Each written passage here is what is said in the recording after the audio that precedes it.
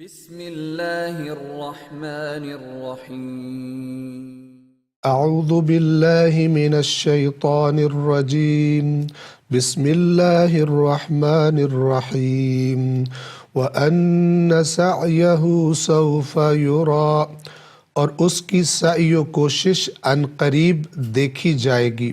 صدق اللہ العلی العظیم۔ آیت نمبر 40 کے الفاظ کے معانی کی طرف توجہ فرمائیں۔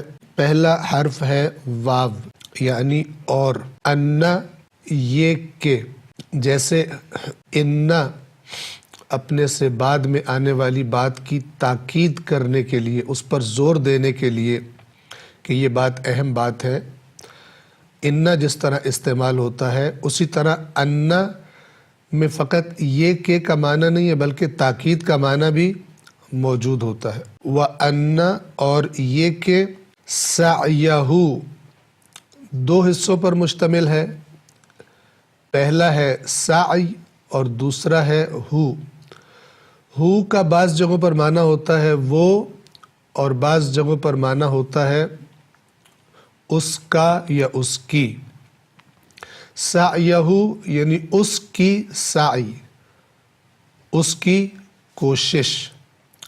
سعی کا معنی گزشتہ درس میں ہم نے تفصیل کے ساتھ بیان کر دیا تھا۔ سعیہ اس کی سعی یا اس کی کوشش۔ اگلا حرف ہے سوف۔ سوف کا معنی ہوتا ہے بہت جلد، عن قریب۔ یہ لفظ، یہ حرف فعل پر آتا ہے، فعل سے پہلے آتا ہے۔ مثلا اگر عربی میں کہا جائے ینصرو تو اس کا معنی ہوگا وہ مدد کرے گا۔ اگر اس ینصرو سے پہلے سوف آ جائے تو معنی کیا بن جائے گا؟ بہت جلد، عن قریب وہ مدد کرے گا۔ پس سوف یعنی بہت جلد، عن قریب۔ اگلا لفظ ہے یرا۔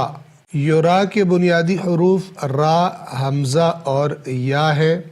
اس کا بنیادی معنی ہے کسی دیکھی جا سکنے والی چیز کو دیکھنا، اس کا ادراک کر لینا۔ رؤیت کہتے ہیں دیکھنے کو۔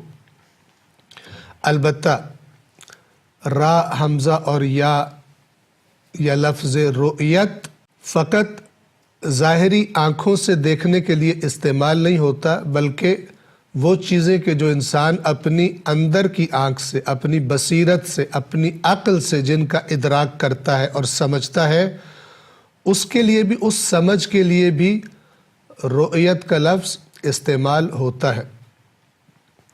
جب قرآن میں آتا ہے ارأیت، کیا تو نے دیکھا، تو بعض جگہوں پر ارأیت سے مراد ظاہری آنکھوں سے دیکھنا ہے، کیا تو نے اپنی ظاہری آنکھوں سے دیکھا ہے، اور بعض جگہوں پر ارأیت یعنی کیا تو نے غور کیا ہے۔ یہ دونوں معنوں میں لفظ رؤیت، را، حمزہ اور یا استعمال ہوتا ہے۔ اسی سے لفظ یرا ہے، یرا فعل ہے۔ اگر یہ یرا کی جگہ یرا ہو، سوف یرا، تو کیا معنی ہوگا؟ بہت جلد وہ دیکھے گا۔ لیکن یہاں پر کیا ہے؟ یرا، یا پر ضمہ ہے، پیش ہے۔ یرا کا معنی ہے اسے دیکھا جائے گا۔ سوف یرا یعنی بہت جلد اس کو دیکھا جائے گا۔ اور یہاں پہ چونکہ بات اس انسان کی کوشش کی ہو رہی ہے، سعی کی ہو رہی ہے، لہٰذا کیا چیز دیکھی جائے گی؟ اس انسان کو دیکھا جائے گا، یعنی اس کی کوشش دیکھی جائے گی، جو اس نے دنیا میں اللہ تبارک و تعالیٰ کی اطاعت میں جو محنت کی تھی، زحمت کی تھی، مشقت اٹھائی تھی، کوشش کی تھی، سعی کی تھی، بہت جلد اس کوشش کو دیکھا جائے گا۔